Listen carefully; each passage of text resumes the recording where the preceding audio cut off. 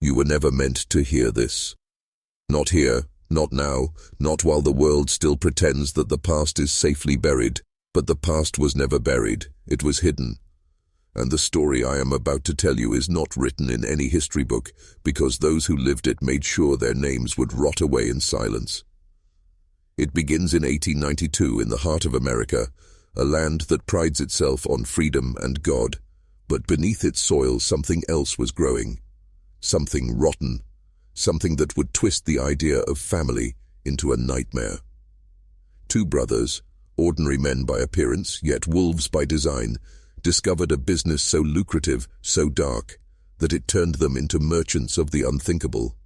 They didn't sell grain. They didn't sell steel. They sold bones. Not relics from animals, not the scraps of forgotten cemeteries.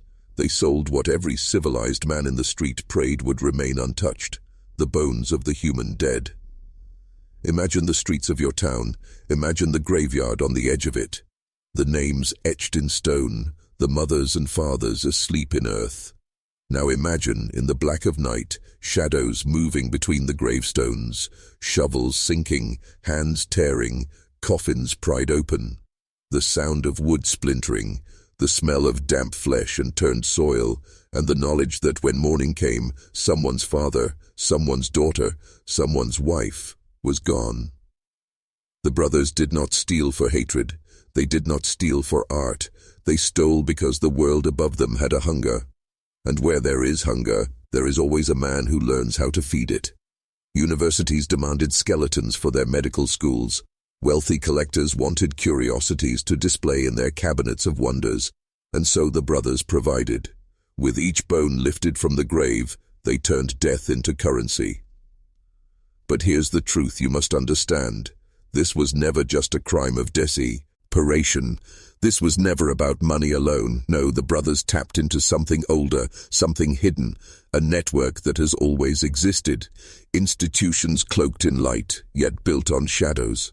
They will teach you science with the remains of the forgotten. They will build knowledge on the corpses of the poor. And tonight you will follow me down into that world, the world where graves are not sacred, the world where America's institutions were fed by the trade of bones. The brothers were only the beginning. And by the end of this story, you will never look at history the same way again. The year was 1892, but the world the brothers entered was far older. The hunger for bones didn't begin with them. It stretched back through centuries of empire, through cathedrals and palaces, through hidden chambers where kings and priests handled the remains of the dead like currency. But in America the demand was different.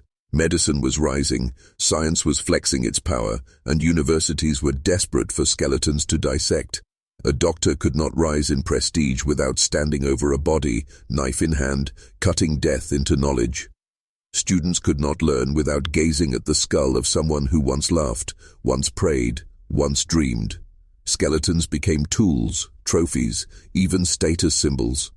And the question that no one dared ask was simple: where did all these bones come from?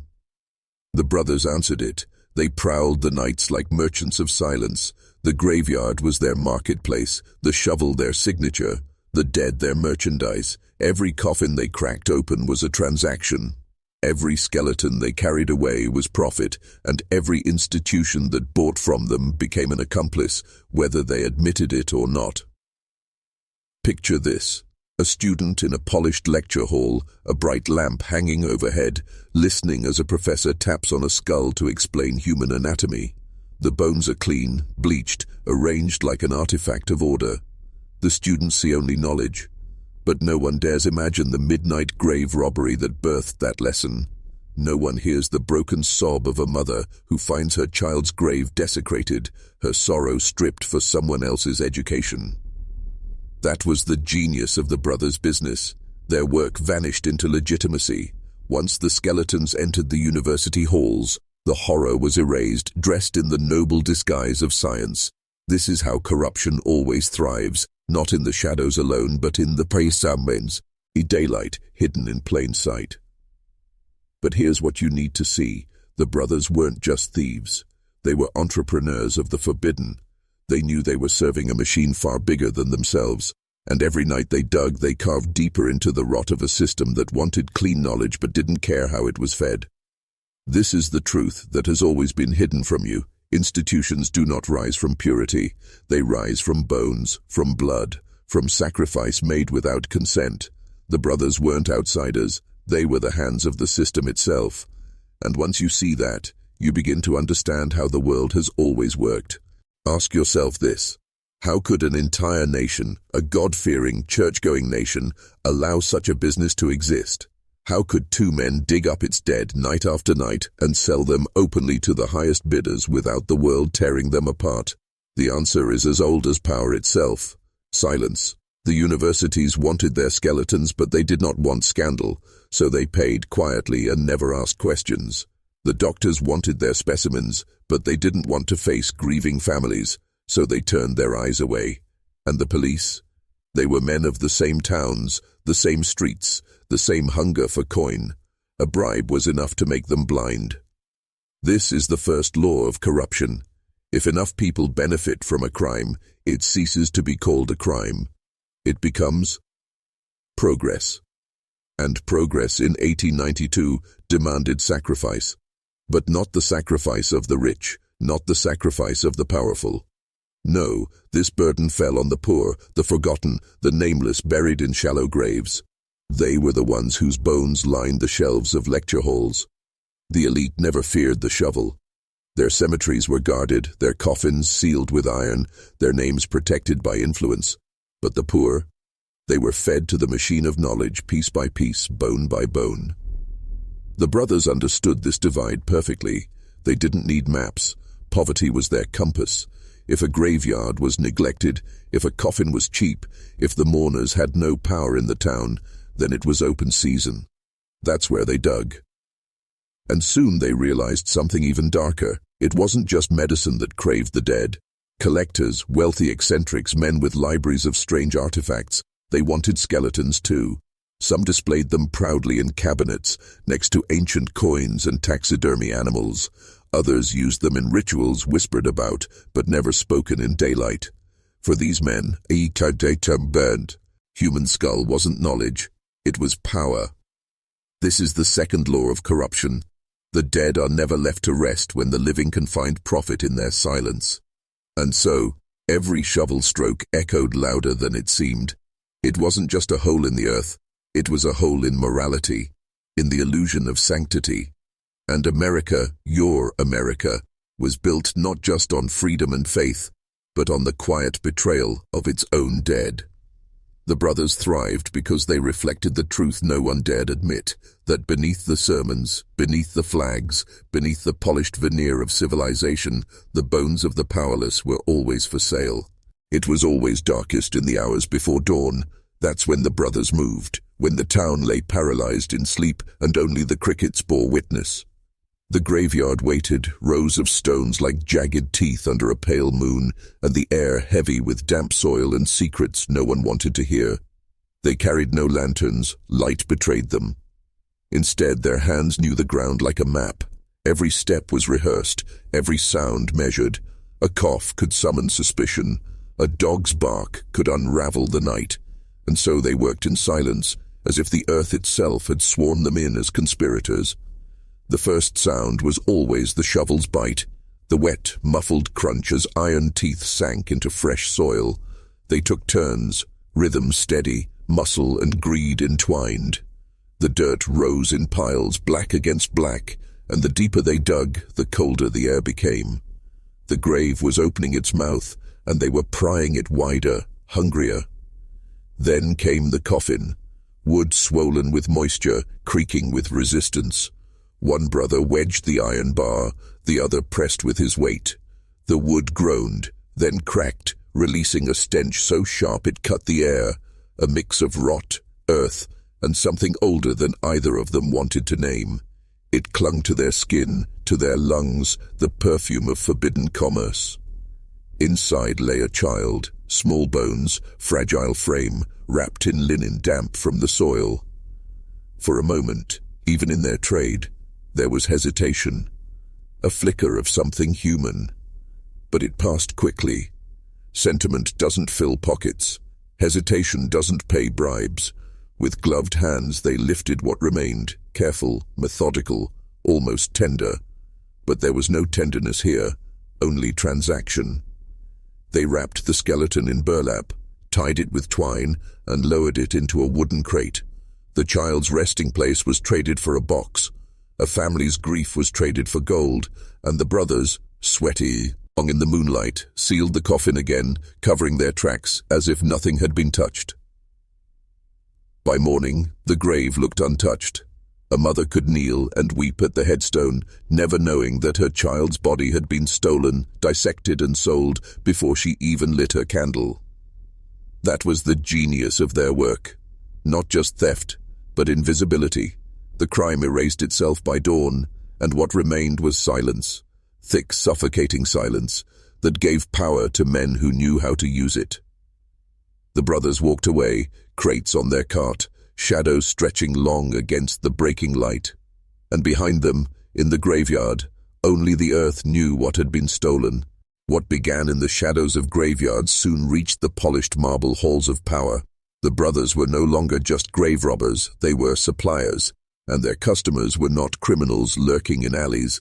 They were doctors in white coats, professors with polished spectacles, and collectors who hid their obsessions behind velvet curtains. It started with a single deal, a university in need of skeletons for its expanding medical program.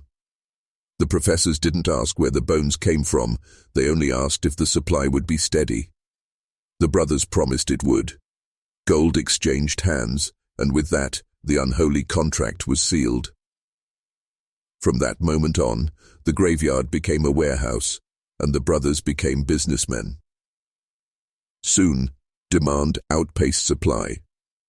Skeletons were ordered in dozens, sometimes in shipments so large they required hidden carts under tarps, rumbling through the night like funerary processions turned grotesque.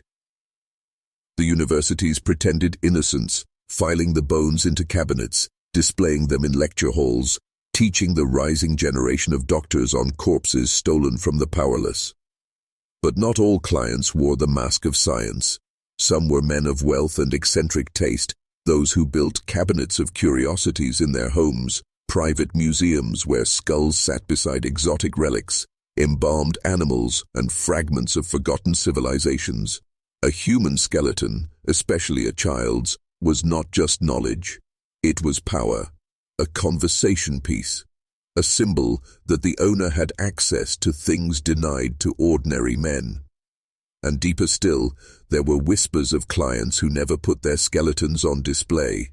Men in cloaked societies, men who gathered at midnight under oaths of secrecy. For them, bones were not artifacts but instruments, tools for rituals older than America itself. Skulls weren't just trophies, they were vessels. This was the B. Rother's empire. A web of commerce that stretched from the graveyard to the university, from the collector's study to the hidden circle. And every link in the chain depended on silence. That was the brilliance of it. Each buyer told himself he was innocent. The professor said it was for science, the collector said it was for culture, the society man said it was for tradition, and the brothers, they simply said it was business. But business built on the bones of the dead is never just business. It is complicity. It is corruption dressed in respectability.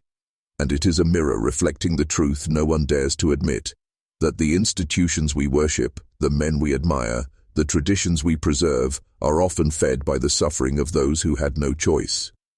The brothers understood this, and that is why their business thrived, because they weren't selling bones, they were selling the one thing the powerful always crave: control over death itself. By now you may be asking, why didn't anyone stop them? How could two brothers desecrate graveyards, empty coffins, and ship skeletons across the country without justice ever catching up? The truth is simple. They didn't work alone. The brothers were only the visible tip of a buried structure, and that structure reached into the very pillars America claimed to stand on. The police were the first barrier, and the easiest to dissolve. A coin slipped into a pocket, a favor whispered in a tavern, a crate of whiskey quietly exchanged. Suddenly the night patrols forgot to look too closely at a wagon rattling past the cemetery gates. The officers told themselves it was harmless, that no real crime had been committed. After all, the dead cannot complain. But corruption never stops at the street level. Judges were approached. Lawyers were hired to argue that once a body was in the ground, it ceased to be property. No ownership meant no theft. No theft meant no crime. A loophole carved by men in black robes turned the brothers' trade from a grotesque sin into something the law couldn't quite name. And what of the church? Surely the men of God would stand against this violation of the sacred resting place. But silence reigned there too. Priests preached of heaven, of eternal peace, but when whispers of grave robbery spread, pulpits fell quiet. Perhaps they feared scandal. Perhaps they feared losing donations from wealthy patrons whose sons were studying medicine with stolen bones. Or perhaps they knew, deep down, that their sermons about sanctity were weaker than the gold that lined the brothers' pockets. And so the system held. The government looked away. The police pretended blindness. The courts carved loopholes. The church folded its hands. Together they formed a wall of silence more powerful than any shovel, stronger than any iron coffin. This is the pattern you must never forget. Corruption survives not because of monsters alone, but because good men choose silence. The brothers thrived because their crime served too many masters. The law wanted order, the church wanted peace, the universities wanted bones, and so everyone wanted the brothers to succeed, even if they never admitted it aloud. This is how power always operates, not in open violence, but in quiet complicity, not in truth, but in the lies men tell themselves so they can sleep at night.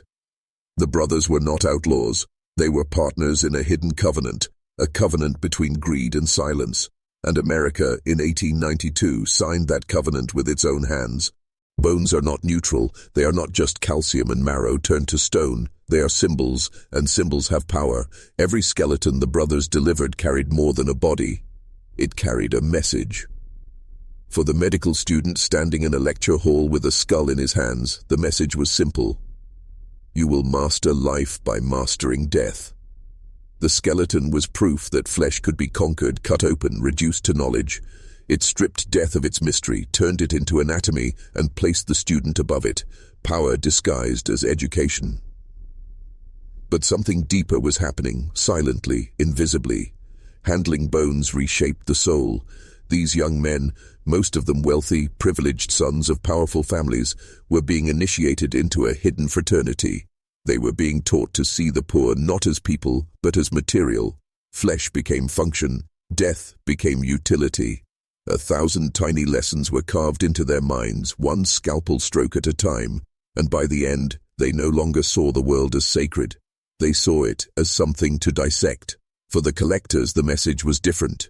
You own what others fear.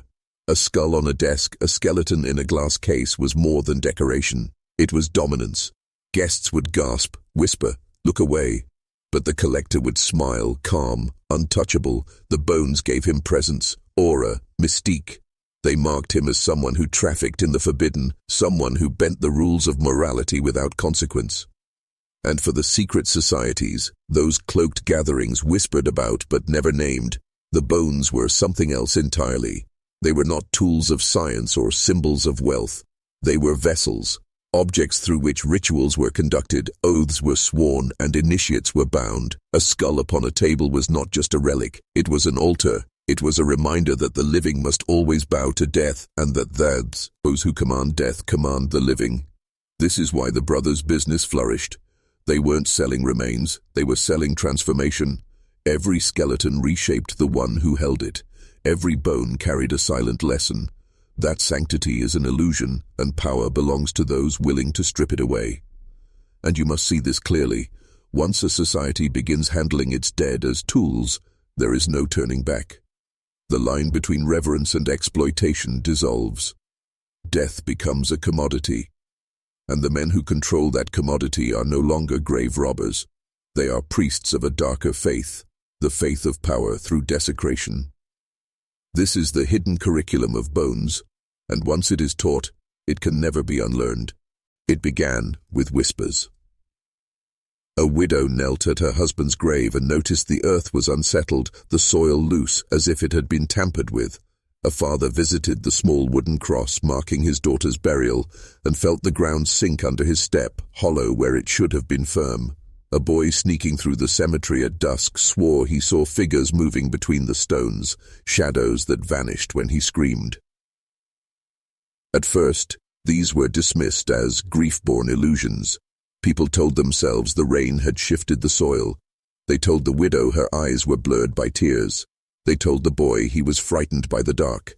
But the whispers didn't fade. They grew.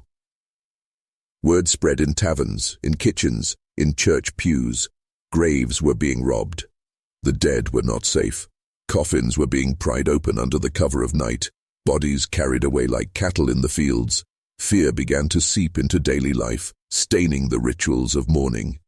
Imagine burying your child, lowering the coffin into the earth, knowing in your heart that the grave might not hold. Imagine lighting a candle for your mother, wondering if by morning her bones would be gone. Death, once final, once sacred, no longer guaranteed rest. And with fear came anger. Some families began guarding graves for days after burial, taking turns with lanterns through the night. Others poured quicklime over coffins to destroy the body before thieves could steal it.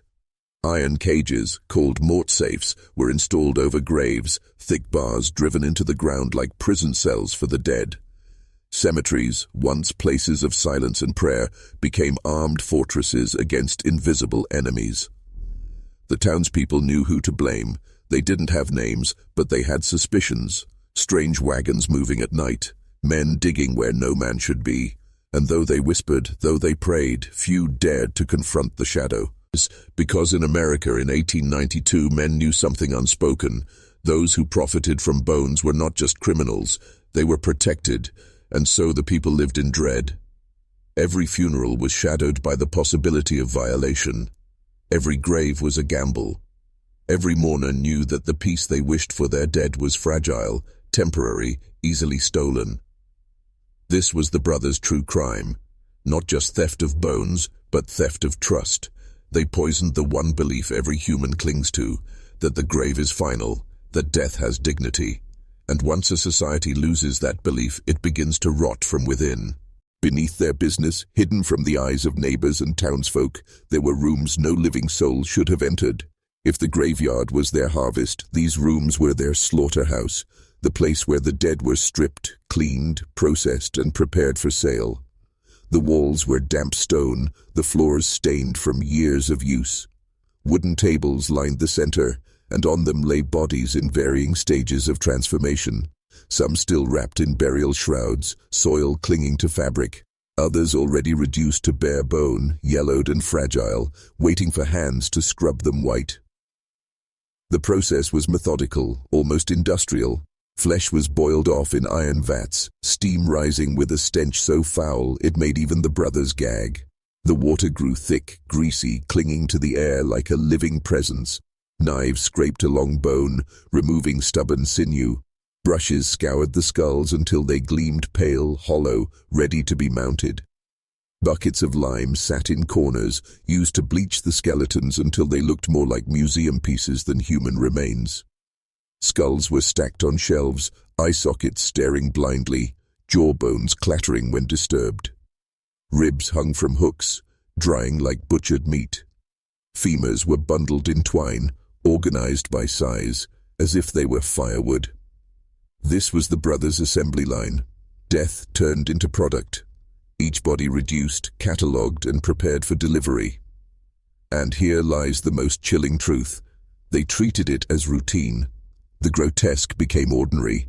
The smell of rot became background noise. The sight of a child's skull, small as a fist, no longer stirred hesitation. It was weighed, measured, priced. But the brothers weren't careless. They understood presentation mattered. Skeletons for universities were polished and articulated, wired into perfect anatomical form. Those for collectors were arranged with care, boxed iron and velvet made to appear like treasures rather than desecrations. And for their darker clients, the ones who demanded skulls for ritual, those were prepared differently, carved, etched, sometimes even painted, transformed into tools of devotion. What began as grave robbery had become something far worse, a factory of death. Every room carried the same unspoken message. Nothing is sacred, not flesh, not memory, not the resting place of the dead. Everything can be cleaned, processed, and sold if there is someone willing to buy. And in 1892, America was filled with buyers.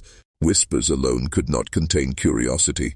In every town there are always those who must see with their own eyes, no matter the danger. And so it was with the brothers' hidden rooms. At first it was children, always children, daring each other to follow the brothers' wagons, to sneak near the shuttered building where the crates were unloaded at night. They swore they smelled smoke, foul and greasy, drifting into the streets. They whispered of shadows moving behind barred windows, of strange groans like wood splitting, like something breaking free. But when they told their parents, the stories were brushed aside as childish fantasy. Then came the laborers, men who delivered supplies, lime, firewood, barrels of water. They caught glimpses through half-open doors, piles of bones stacked higher than a man, skulls resting in rows like soldiers, a vat boiling with something no butcher would claim. Some said they saw the brothers scraping, others swore they heard laughter echoing against stone. One man, a stonemason who lived nearby, claimed he peeked through a crack one night and saw a child's skeleton, wired together, posed upright as though it were standing. He said its empty sockets seemed to stare directly back at him. He never drank again after that night, but he never spoke of what he saw aloud, only in whispers, only when the tavern was nearly empty. And then there was the woman who claimed she heard voices from the building, not the brothers, not men at all. She said she heard chanting, low and rhythmic, as if others gathered inside, but when she told the priest, he warned her never to repeat it. He told her some truths are safer unspoken. That was the effect of the brothers' trade. It infected not just the soil, but the air, the minds of those who lived nearby. People felt it without proof. The streets grew heavier, doors shut earlier at night, mothers pulled children closer. Men avoided walking past that building after sundown. It was as if the town itself knew something unspeakable was being fed within those walls, but chose blindness over confrontation. And this is the oldest story of all. People prefer silence to truth. They fear scandal more than sin. They tell themselves that what they do not see cannot harm them. And so the brothers worked undisturbed. But deep inside, the townsfolk carried a gnawing dread, a knowledge that their silence was complicity, that while they prayed in church on Sundays, bones were boiling just down the street. And though they would never speak it aloud, every man and woman in that town knew the same haunting truth. The brothers' business was not just tolerated, it was protected. Bones were not only objects of study, curiosities for physicians, or teaching tools for universities. In the brothers' hands, they became coin. At first, the exchanges were simple, a sack of femurs for a surgeon in need, a skull for a scholar. But the trade grew. Soon wagons left their hidden workshop not only for medical schools but for private collectors, men of wealth who hung skeletons in their libraries the way others hung paintings. A macabre status symbol whispered about in parlors but never admitted in daylight. Money followed. Silver, then gold, and with money came something more dangerous: influence. The brothers knew how to use it. They bought favors from officials. Quiet bribes slipped into the right pockets. They funded projects for the town, erecting a new well, paving streets, donating candles for the church. No one asked where their sudden fortune came from.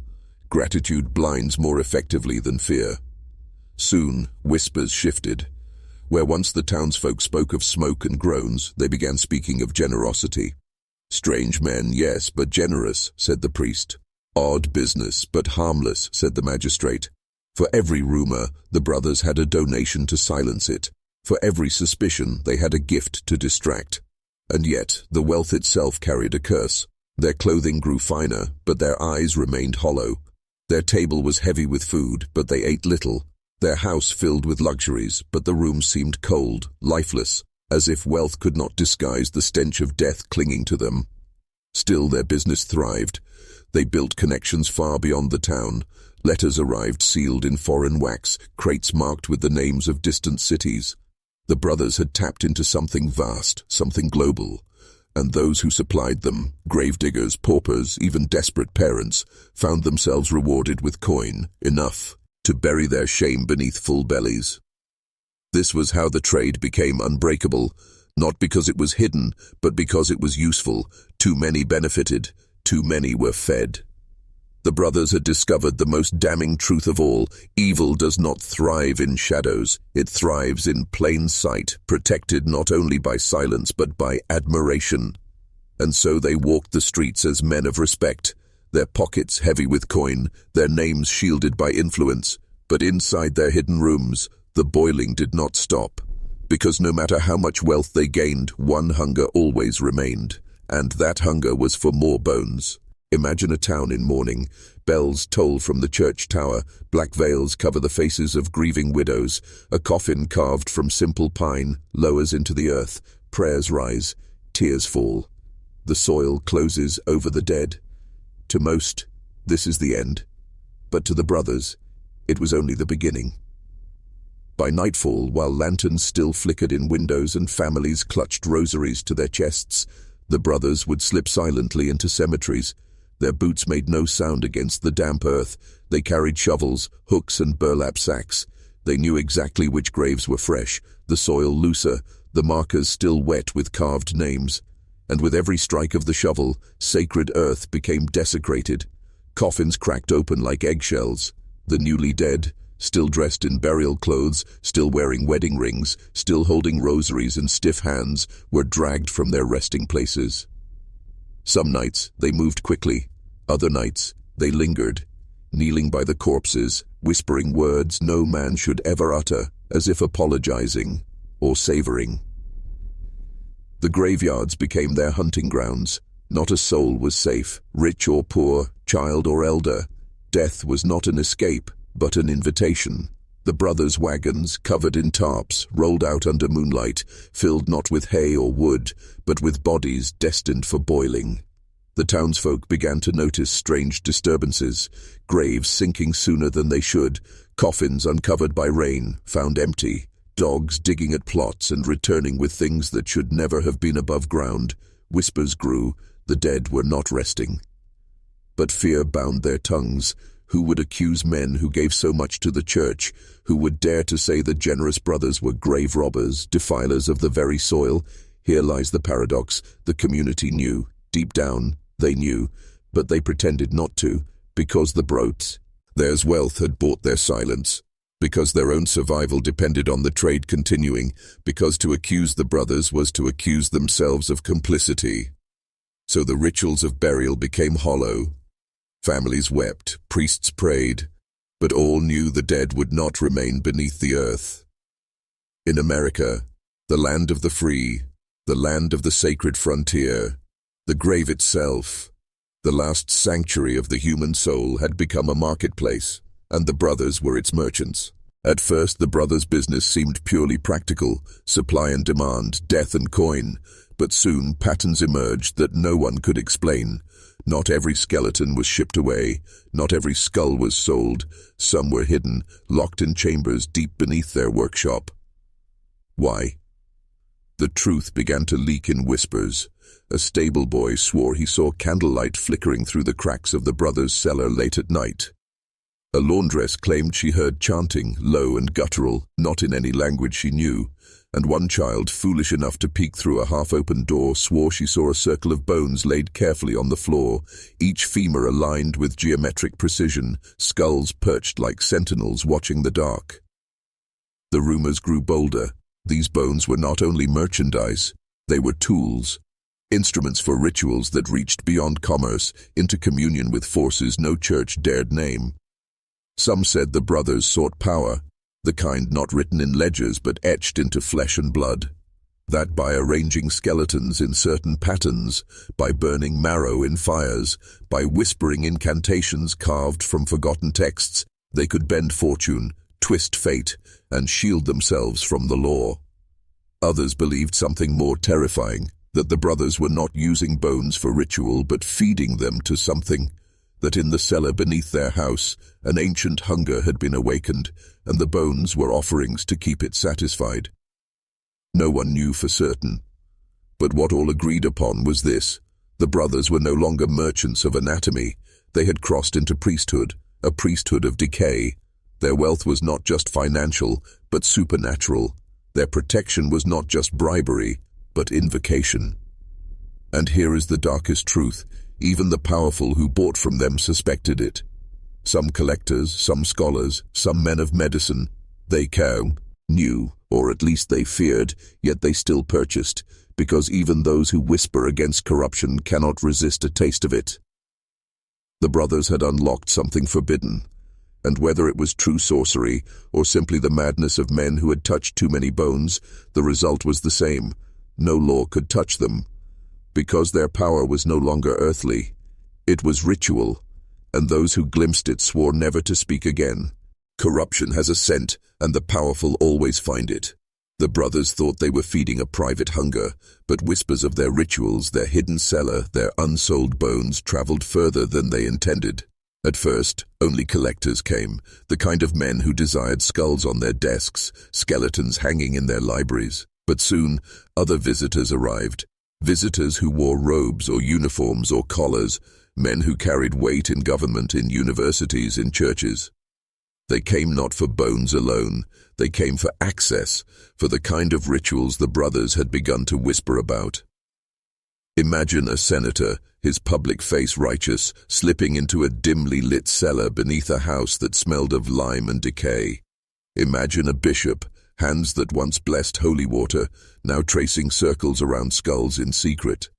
Imagine a university dean, desperate for influence, kneeling among piles of femurs like a penitent at the altar of an unholy church. And in return for this access, the brothers received more than gold. They received protection. Police chiefs who looked the other way, judges who dismissed rumors, priests who preached silence from the pulpit. The very people meant to uphold law and order now upheld the brothers' empire of bones. Why?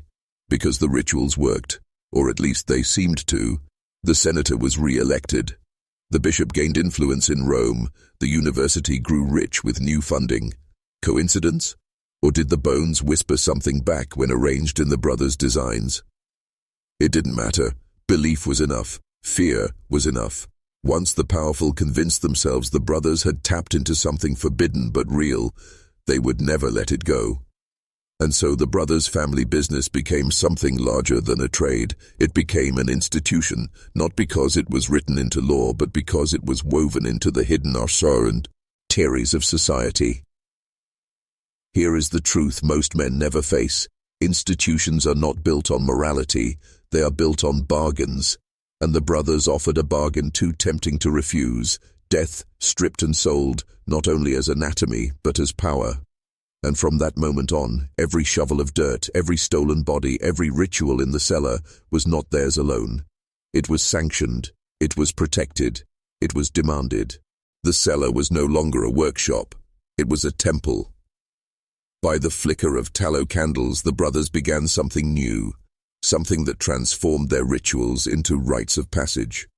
Outsiders who came seeking protection, wealth, or influence were no longer allowed to simply watch. To stand among the bones meant to participate. Initiation. It began with small commands. A bishop ordered to hold a skull in trembling hands while whispering an oath. A magistrate told to place a femur upon the circle's edge. A merchant instructed to strip jewelry from a corpse, learning the cost of desecration. But soon the tasks grew darker. They were told to cut, to boil, to peel, to desecrate the freshly stolen dead, as the brothers looked on. Why? Because the brothers understood a truth older than any book. Guilt is the strongest chain. Once a man defiles the sacred, he is bound.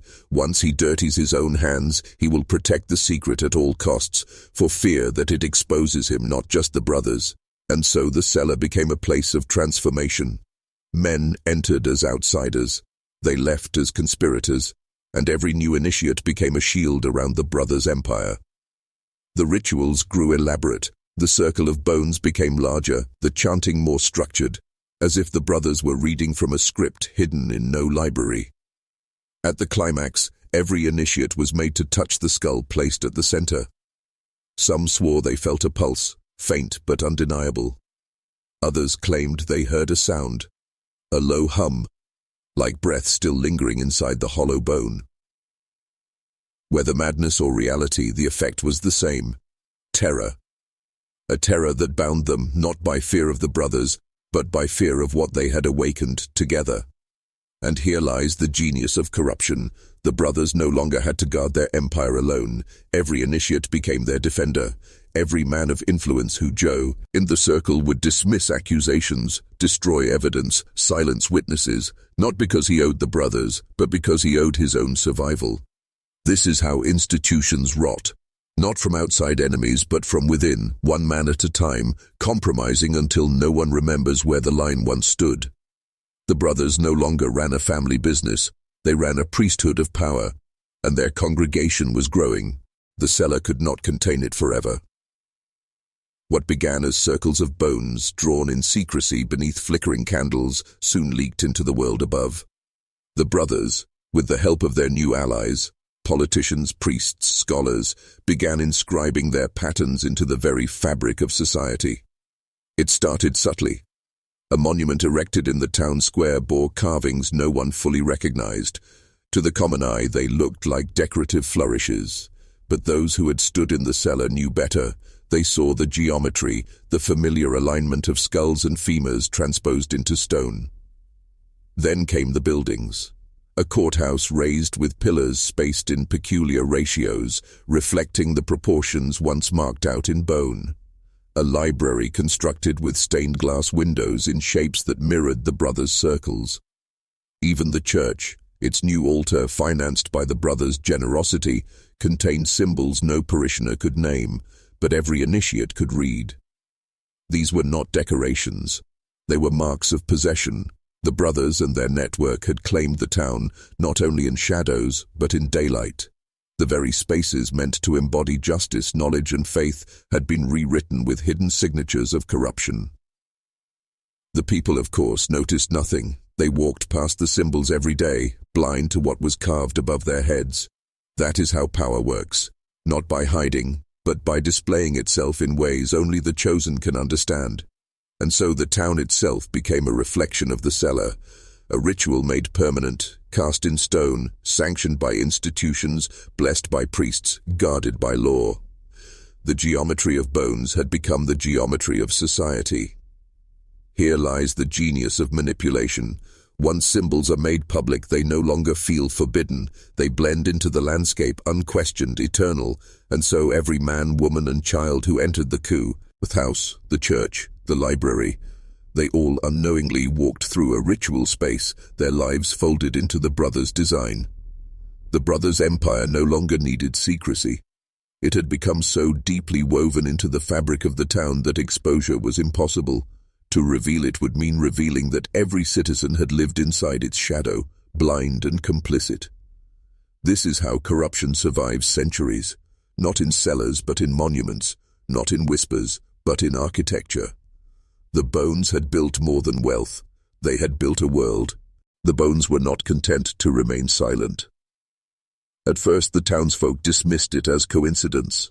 Restless nights, fevers that broke without cause, strange dreams that left men waking with their sheets soaked in sweat. But soon, the patterns could not be ignored. Children woke screaming of skeletal figures standing at their bedsides. Farmers claimed their livestock recoiled from certain streets, refusing to pass buildings touched by the brothers' geometry. Women whispered of miscarriages, of infants born too small, too cold, as though life itself was recoiling from the soil. The dreams grew darker. Men dreamed of walking into graves. Women dreamed of boiling cauldrons filled not with broth but with marrow. And more than one child drew pictures of circles, perfect, repeating, geometric, without ever having seen the cellar.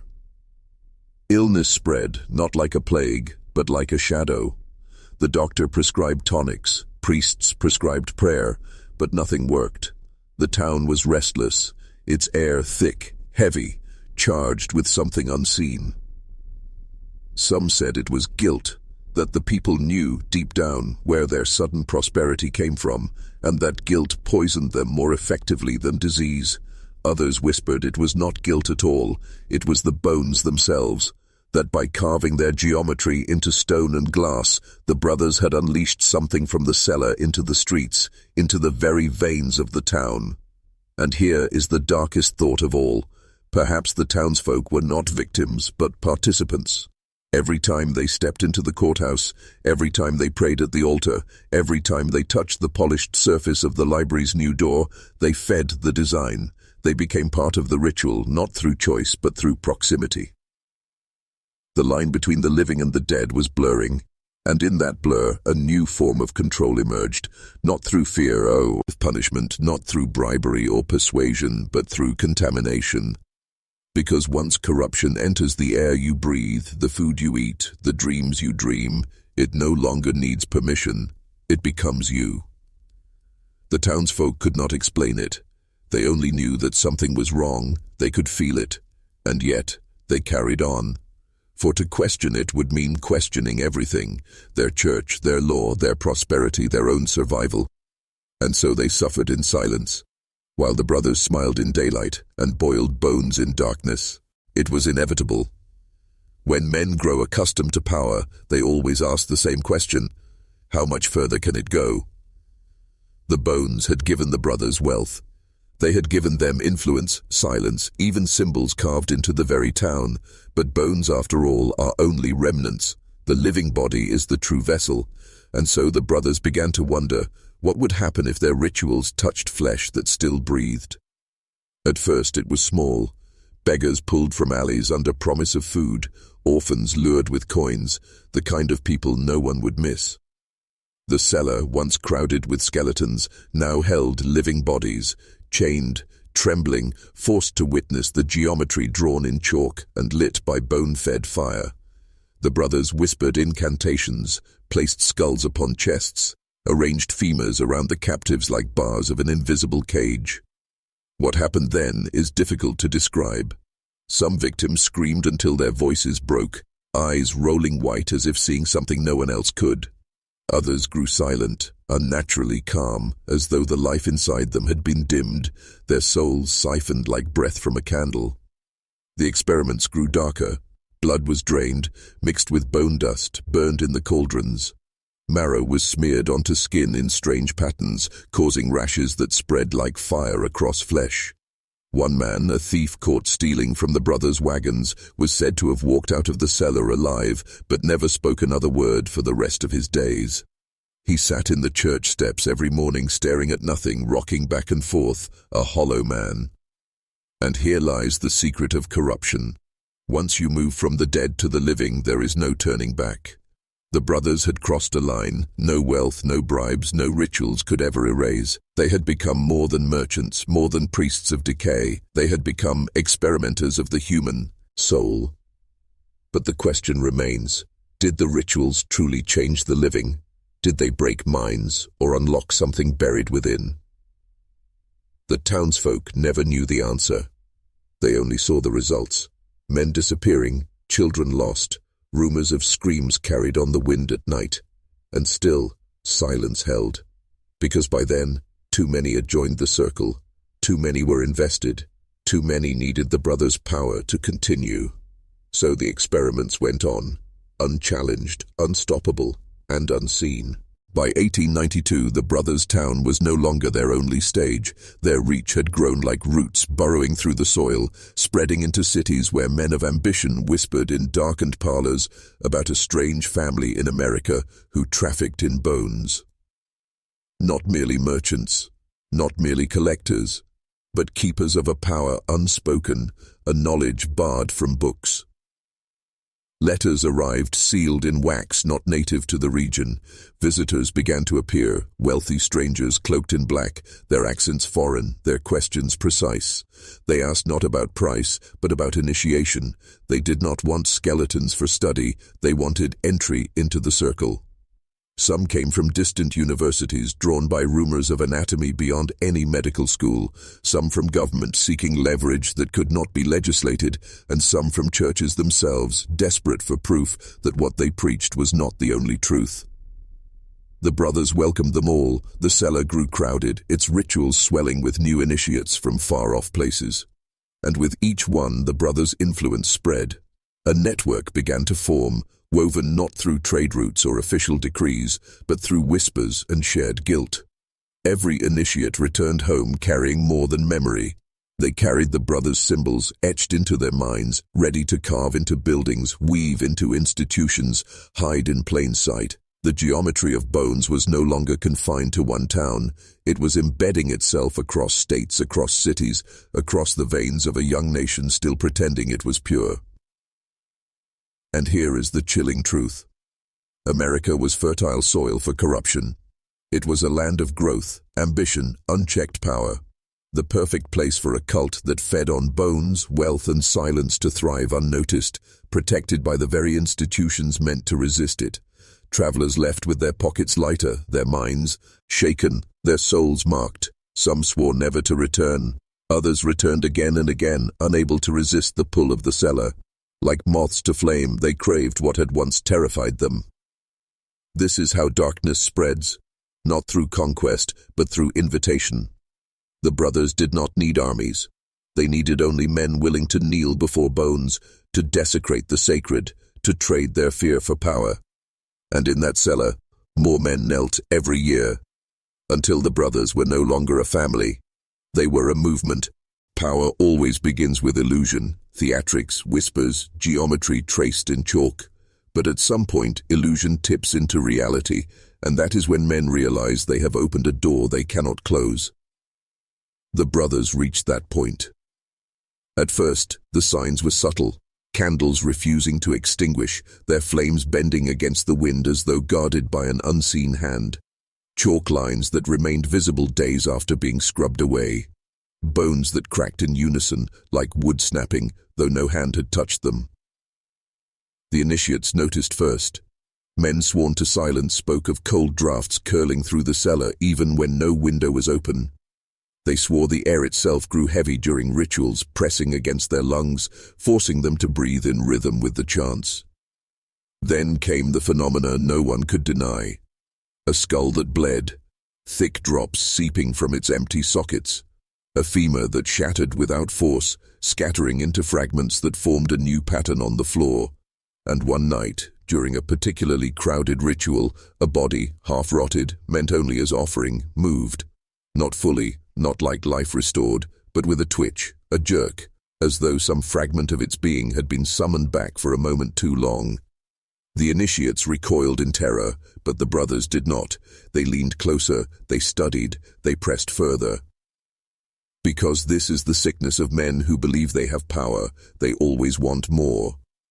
Soon, whispers spread beyond the cellar. Farmers claimed their fields withered overnight, as if drained. A girl was found in the woods, babbling in tongues, drawing perfect circles in the dirt with her nails until they bled. Cattle were discovered dead, their bones picked clean though no predator had touched them. Coincidence, some said. Madness, others argued. But those who had been in the cellar knew better. The rituals were no longer or manse. Something had answered. Something had awakened. And here is the most terrifying truth. The brothers were not controlling it. They were feeding it. Every body stolen, every bone boiled, every ritual chanted. It was not mastery, it was nourishment. The cellar had become a mouth, and the brothers had become its priests. But once you feed something that hungers, it never stops, it only grows. Power is intoxicating. But dread, that is its shadow. And dread had begun to coil itself around the brothers like a noose. For the first time they hesitated.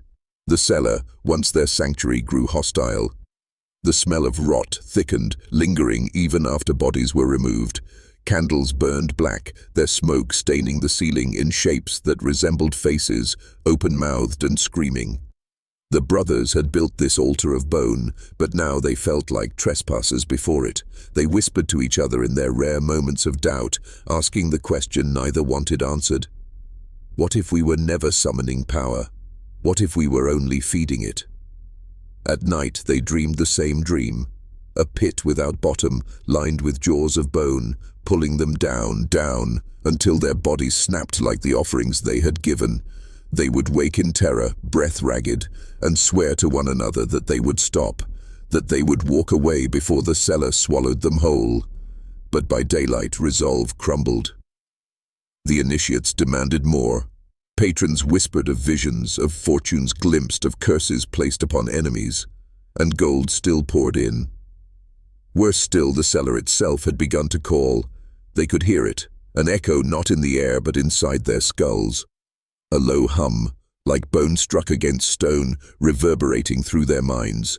The longer they ignored it, the louder it grew, until silence was unbearable. So they returned. Always they returned.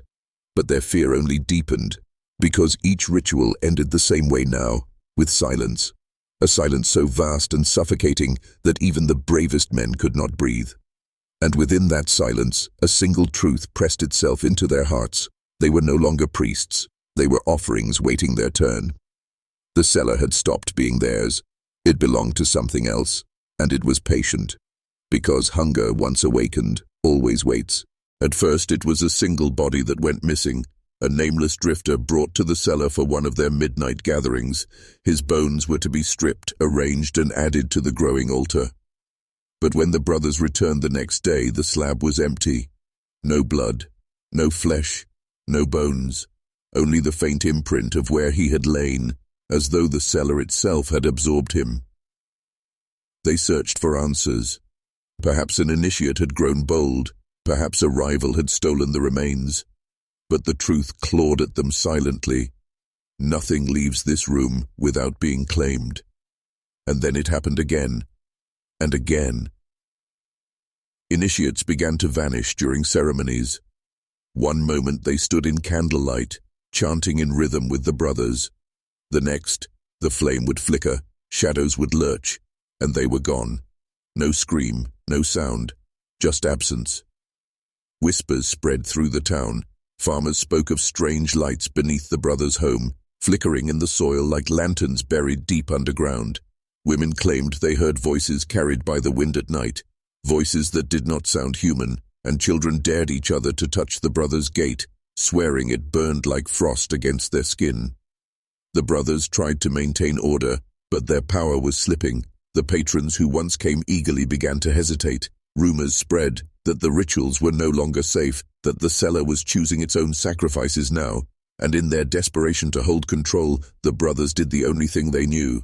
More rituals, deeper offerings, larger spectacles of blood and bone.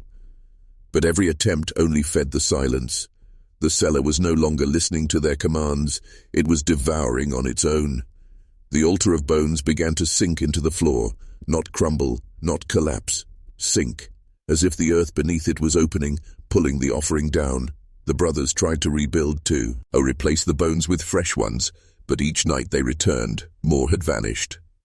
The cellar was no longer a chamber, it was a mouth, and it was learning to chew. It began slowly, almost too subtly to notice. A missing dog here, a collapsed fence there, livestock disappearing from their pens without a single drop of blood left behind. Farmers cursed wolves, but no tracks marked the earth. Then families started vanishing, entire households gone by morning, doors unlocked, tables still set, lamps still burning, beds still warm, but no bodies, no sign of struggle, just silence, thick and unbroken, as though the night itself had swallowed them whole. Graveyards too began to change. The caretakers reported coffins splitting open from within, soil sinking over freshly filled plots. Graves emptied themselves as though something was crawling upward, taking what little remained, and in the dead of night, passers-by swore they saw shapes moving among the stones, shapes that walked but did not breathe. The town whispered in terror, and all whispers pointed to the brothers. Some said they had summoned spirits too strong to contain. Others claimed they had forged a pact with the dead, that they were no longer men, but gatekeepers to something that fed on both the living and the buried. Children huddled beneath their blankets, repeating the rumor that had spread like fire through the village streets. The brothers aren't selling bones anymore. The bones are selling us. The sheriff organized a search, but his men would not enter the cellar. They claimed the ground itself vibrated, that when they pressed an ear to the soil, they could hear something gnawing beneath. The brothers themselves were scarcely seen now. They moved like shadows, gaunt, pale, their eyes sunk deep in hollows. And when they did appear, they spoke with strange cadences, as if repeating words they didn't fully understand. The town was fracturing. Families packed wagons in the night and fled without goodbyes. Shops closed their doors, churches filled with prayers. But the prayers rang hollow, drowned out by the low, constant hum that seemed to rise from under the earth. It was no longer the brothers' cellar alone. The hunger had spread its roots. The town itself was becoming the altar. It was bound to happen. Fear always demands action, and terror sharpens into rage.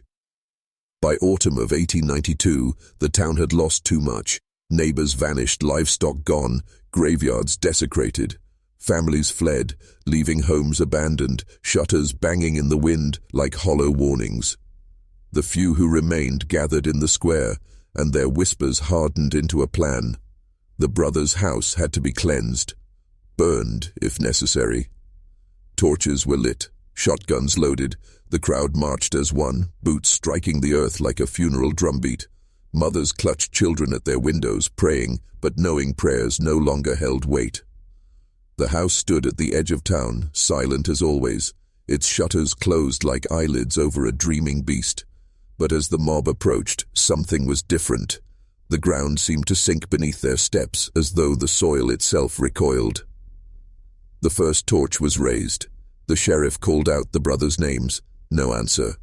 Only the low hum, now louder, vibrating through the earth, rising from the cellar like a warning. And then, movement.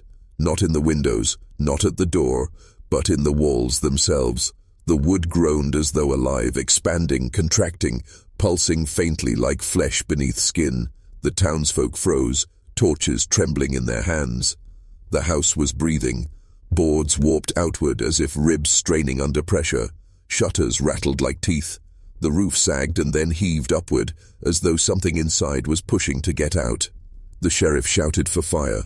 Flames licked the base of the walls, but the smoke did not rise. It was sucked inward, drawn into the cracks of the house like breath into lungs. The torches dimmed, sputtered, died in the hands of those who carried them. And then the front door creaked open on its own. Not swinging, not falling, opening, as though inviting them in. The crowd stepped back. Some dropped their weapons. A few broke and ran.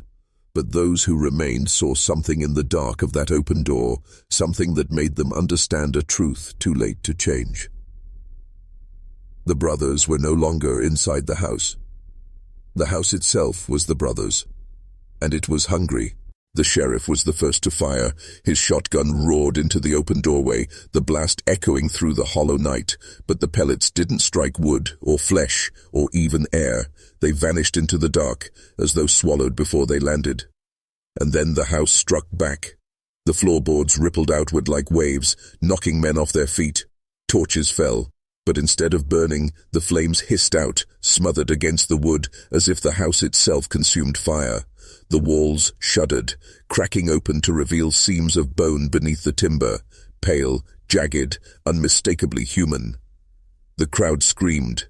They turned to flee, but the earth betrayed them. Roots, thick, bone-white roots, erupted from the soil, wrapping ankles, dragging bodies toward the house. Men hacked at them with axes, but every strike only made the roots bleed a dark, tar-like liquid that hissed and burned the skin.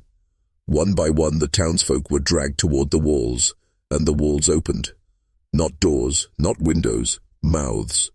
Wide, jagged openings lined with splintered wood and shards of bone, closing around bodies, crushing them, pulling them inward. Their screams were muffled almost instantly, absorbed into the structure. The sheriff tried to rally them, shouting, firing, striking, but his voice was drowned out by the hum. It filled the air, vibrating through their bones, shaking their teeth loose in their skulls. It was not a sound. It was a command, a single message repeating again and again. Feed me.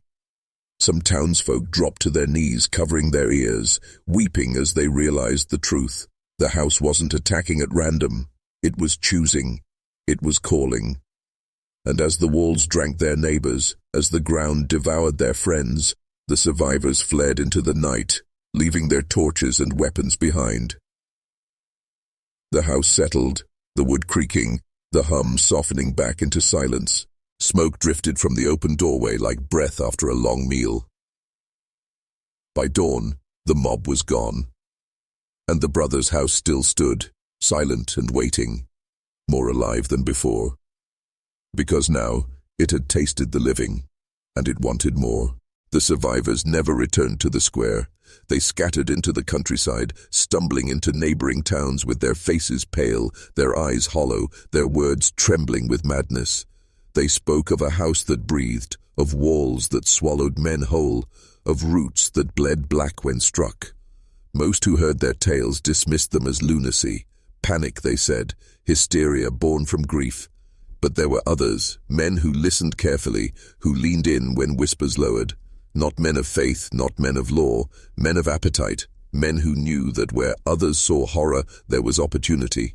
They came quietly at first, strangers in dark coats arriving on midnight trains, asking directions in hushed voices. Some called themselves scholars, some spiritualists, some men of science. But they all carried the same look in their eyes. Hunger. For what the brothers had awakened was not merely terror, it was a lure. The survivors' warnings had become invitations, drawing those who craved the forbidden, those who longed to touch what others feared. They wanted proof of the power that could split graves, silence mobs, bend flesh and bone into structures that lived. And when they reached the edge of the town, they found the house waiting, still, silent, breathing slow, its shutters closed, its chimney cold. To the untrained eye, it looked abandoned. But to those who came with purpose, the air itself betrayed the truth. It was thicker here, heavier, laced with the faint metallic taste of blood. One by one they entered. Some returned, pale and shaking, swearing they had seen visions beyond human comprehension, shadows that whispered their names, faces pressing against the walls from inside. Others never emerged at all. And those who did return, they didn't flee, they stayed. They wrote letters to distant cities inviting more.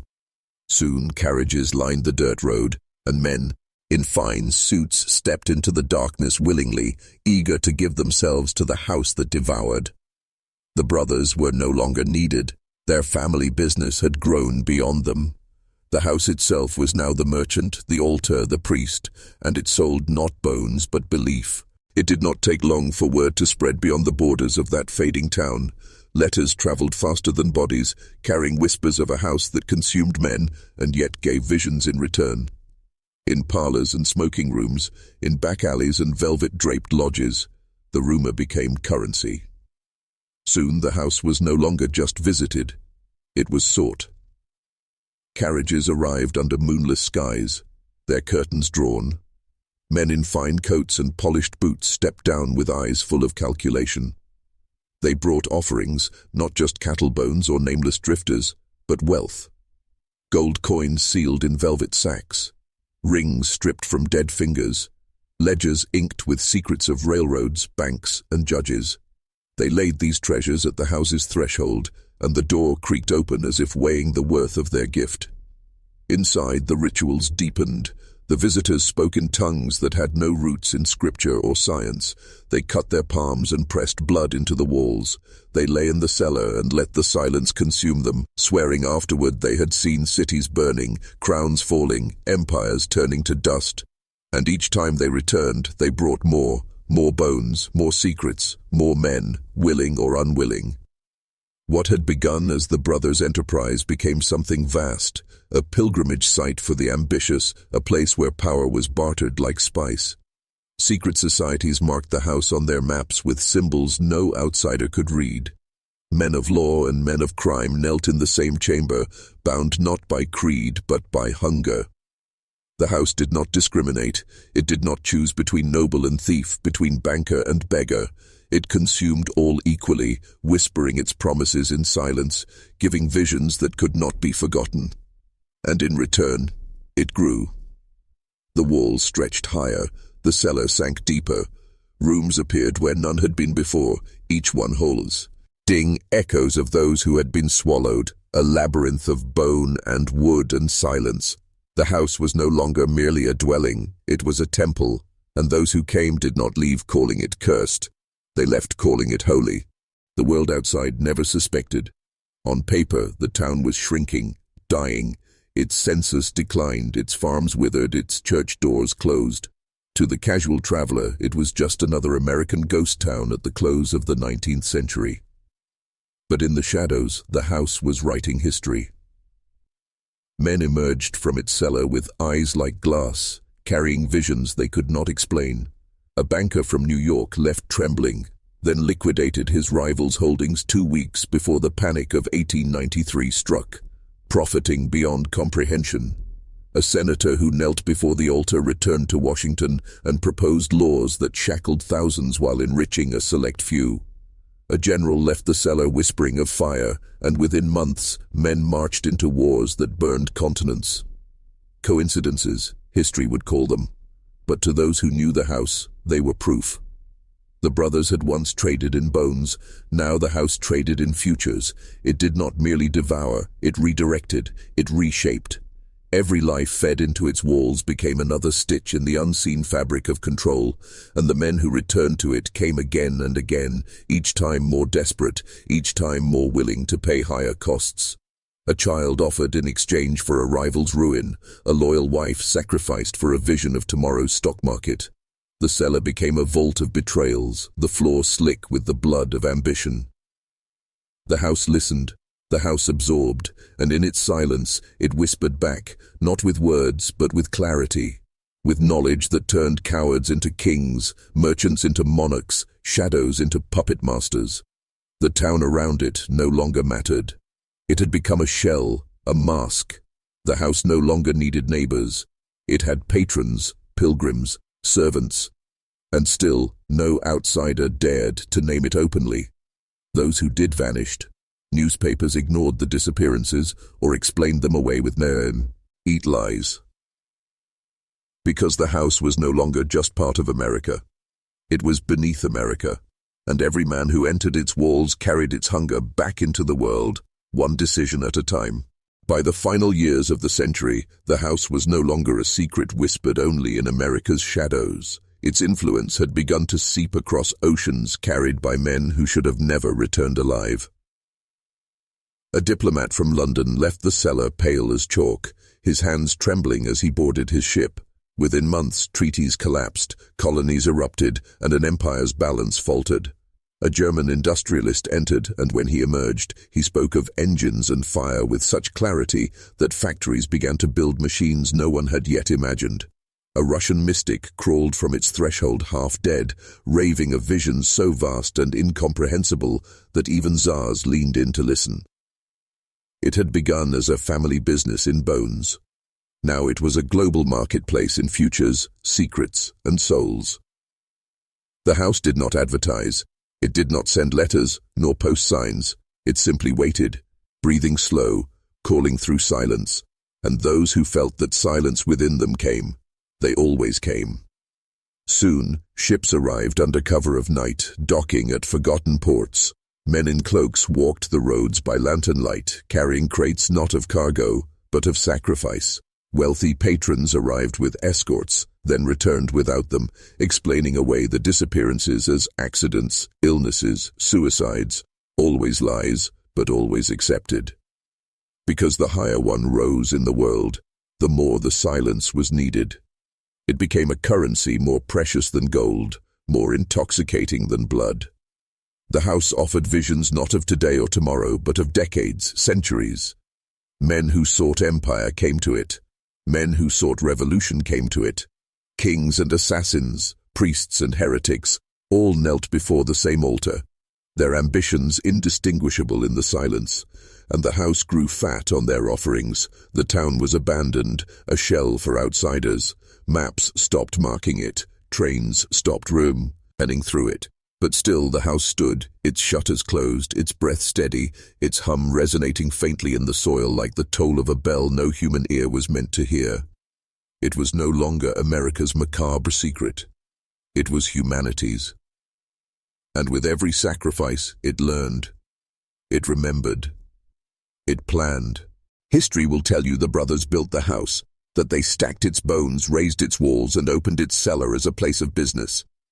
But history lies. The brothers did not create the house. They uncovered it. Long before 1892, before America, before maps carved lines across the soil, the land had been marked. The natives avoided it, whispering of a hollow earth that fed on blood. Explorers found their compasses falter, their horses refused to cross its borders. Some said the ground was soft, as if always hungry. Others swore the wind carried voices that did not belong to the living. The brothers were not architects, they were opportunists. They stumbled upon the wound in the earth and mistook it for a tool. They fed it bones and thought themselves masters. But they were only the first meal. The house was never built of timber. It was built of silence, of memory, of hunger older than language. Its walls were clothed in wood, but beneath, always beneath, were bones that predated the town, the brothers, even the nation itself. That is why the cellar grew deeper each year, why rooms appeared where none had been, why the hum spread from beneath the floorboards into the veins of men who left it. The house was not expanding. It was awakening. And every offering, every drifter, every family, every initiate and pilgrim was not a payment. It was fuel. The house is not a place. It is a mouth that waits in every age, in every empire, wearing new faces, cloaked in new myths, always hidden in plain sight. The brothers' home was just one mask. When it finished with them, it moved on, leaving behind only silence and stories no one dared to write down. And perhaps you think this is just a tale, a piece of forgotten folklore. But tell me, when you pass an old house on the edge of town, windows shuttered, air thick with stillness, when you feel the ground vibrate beneath your boots, faint and steady like a heartbeat, do you think it's empty, or do you feel it breathing? Because some hungers never die, they only wait. And now, you have heard its story, and that silence you hear tonight, it's listening.